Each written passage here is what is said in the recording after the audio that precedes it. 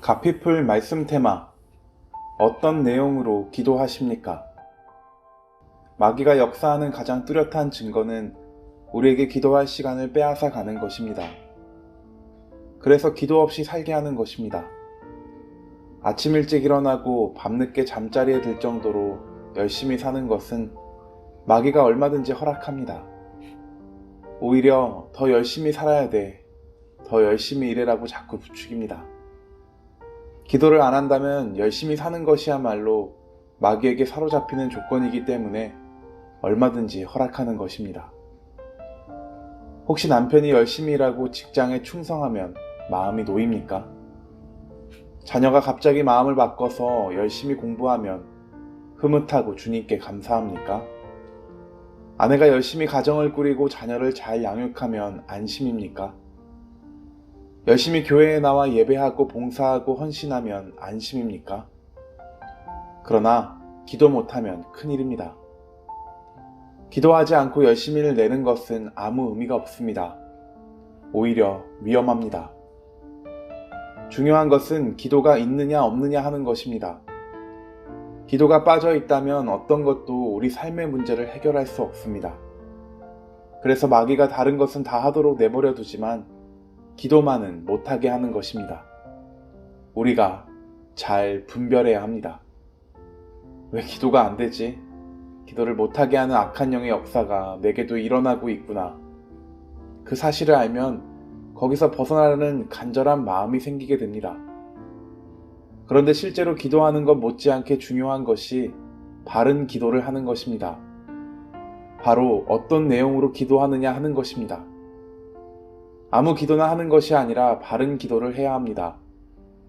기도만 하면 하나님이 우리 마음의 소원을 다 이루어 주신다는 것은 미혹입니다. 그렇지 않습니다. 우리가 어떤 기도를 드리더라도 하나님이 다 들어주시는 것은 아닙니다.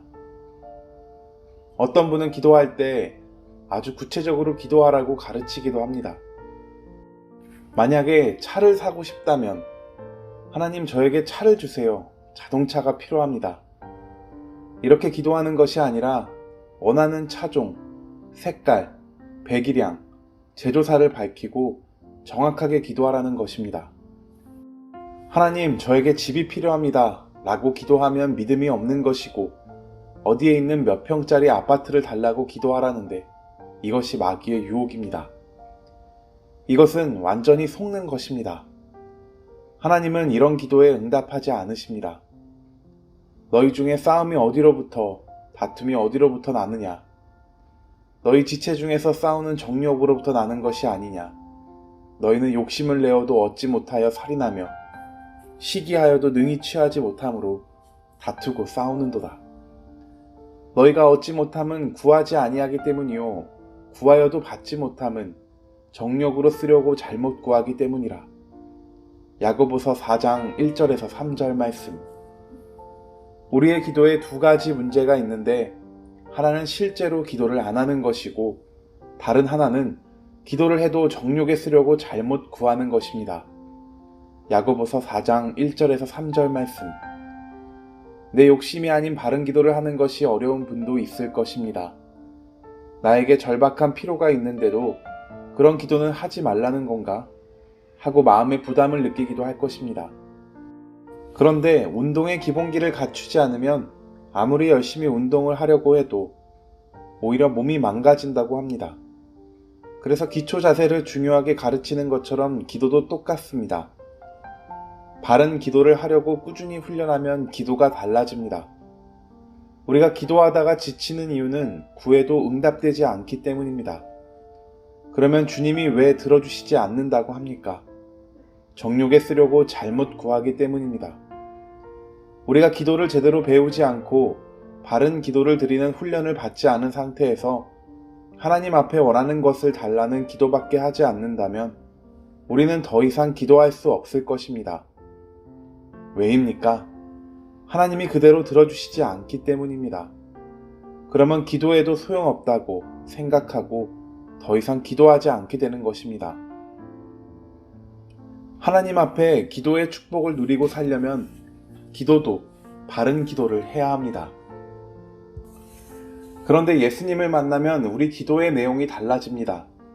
예수님을 만나기 전 주님을 바라보는 눈이 뜨이기 전에 드렸던 기도와 주님을 인격적으로 만나고 주님을 알고 주님과 교제가 깊어지면서 드리는 기도는 그 내용이 완전히 다릅니다. 이사야 선지자는 우상 숭배하고 하나님의 말씀을 떠나 살던 이스라엘 백성에게 하나님의 심판을 선포했던 선지자입니다. 그런데 이사야서 60장 이후에 하나님이 이스라엘의 죄 때문에 이스라엘 백성을 징계하시겠지만 그들을 다시 회복시키실 것을 예언합니다. 이사야서 62장은 그런 배경에서 나온 예언입니다.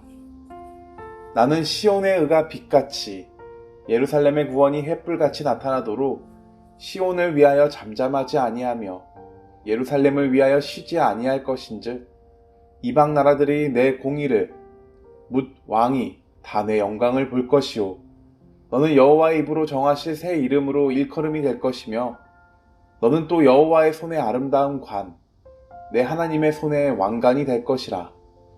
다시는 너를 버림받은 자라 부르지 아니하며 다시는 내 땅을 황무지라 부르지 아니하고 오직 너를 헵시바라 하며 내 땅을 라라 하리니 이는 여호와께서 너를 기뻐하실 것이며 내 땅이 결혼한 것처럼 될 것임이라. 이사야서 62장 1절에서 4절 말씀. 이스라엘 백성을 향해 하나님이 구원을 회복하시고 은혜를 회복하시고 하나님의 복을 회복하실 거라는 말씀은 황홀할 정도입니다. 정말 놀라운 약속입니다. 그런데 그러면서 성벽 위에 파수꾼을 세우라고 당부합니다. 파수꾼이 할 일은 하나님으로 하여금 약속하신 것을 기억하게 하는 일이고 약속을 이루시기까지 쉬지 못하시게 하는 일입니다. 하나님 이렇게 약속하셨잖아요. 하나님 이렇게 말씀하셨지 않습니까? 하나님 이것이 하나님의 뜻이라고 하셨죠. 하나님 그 말씀이 이루어지기를 원합니다.